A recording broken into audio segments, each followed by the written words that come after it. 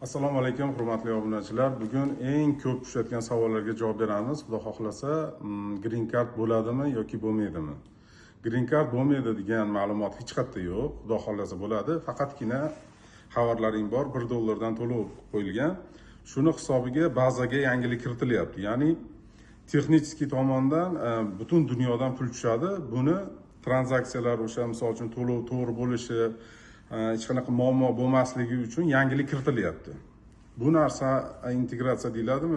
Bankirlar meni kechirasizlar, noto'g'ri gapirayotgan bo'lsam. Xudo xohlasa, noyabr oyida, agar adashmasam, registratsiya boshlanadi. Bir oyga surildi. Hamma anketalarda registratsiya qilib beramiz. Hozir hamma anketalarda tayyorlab, rasmlarni tayyorlab, daniylarni уже tayyorlayapmiz, kelib topshiraverasizlar. Ikkinchi masala rasm masalasi. Hozir butun dunyodan, misol Rossiyadan, Koreyadan, Turkiyadan rasmlar kelyapti. Shuncha aytyapmiz, obro'botga qilmasdan tashiladi. Bitta bizda bas, boshqa joyda o'zingiz topshirayotgan bo'lsangiz ham rasmga e'tibor bering.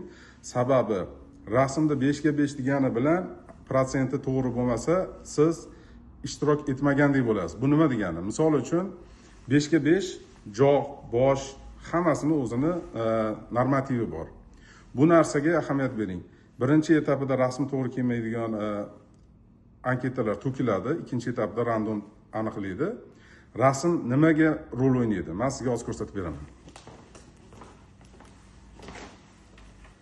Misol uchun mana shu ikkita rasm bo'lsa, bu ham 5 ga 5 rasm, bu ham 5 ga 5 rasm. Mana shu parametr bo'yicha jog'ni, boshni joyi olingan. Bitta prosta rasmxona 5 ga 5 kesib bergan, mana shu green cardga bo'laveradi deydi. Siz shu rasm bilan 10 yil, 15 yil o'ynasangiz ham shans yo'q. Eng yomon joyi has not been select. Randomda chiqmaganiga ham, rasmi to'g'ri kelmaganiga ham bir xilda, ya'ni siz tanlamadingiz degan e'lon keladi. Hatto sizni rasmingiz to'g'ri kelmagani uchun tanlamadingiz degan e'lonni bermaydi. Bu nimasi yomon desangiz, mana misol uchun mana shu yuzda kompyuter birinchi etapida mana shu 100 kompyuterdan o'tadigan bo'lsa, undan katta bo'lib ketadigan bo'lsa, avtomatik to'kilasiz. Ya'ni randomgacha yetib bormaysiz.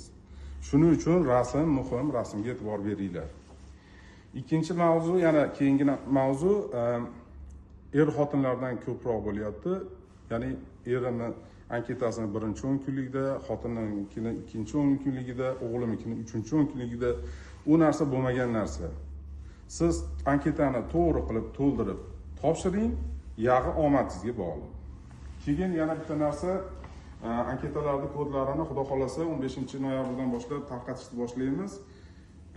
Summasi o'sha $1, ya'ni oldin 250 ming deb oilaviylarnikini e'lon qilgan bo'lsak, hozir 275 ming bo'lib qolgani shu $1 hisobiga.